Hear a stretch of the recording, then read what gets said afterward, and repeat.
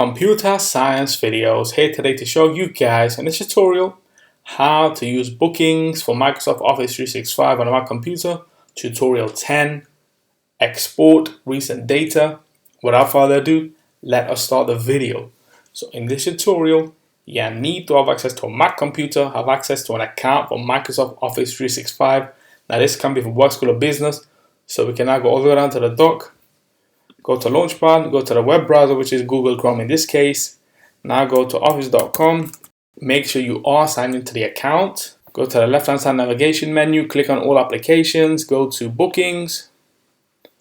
And now let's click on the calendar for Computer Science Videos.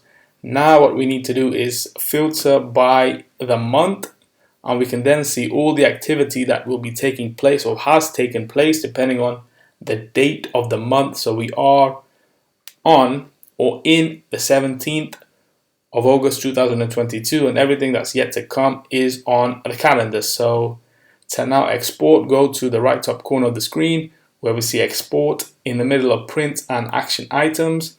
Click on export, and you can export up to 120 days of recent data as a TSV file starting from, but what we will do is filter from the 1st of August all the way up to the 31st of August 2022. Now let's export, and this hopefully should export a .tsv file, which if we click on, this should open up in the numbers application as part of a table that was imported to the application numbers on a Mac computer.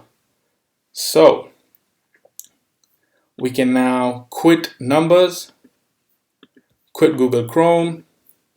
And so that's it for this video. I'll see you guys in my next tutorial. Thanks for now.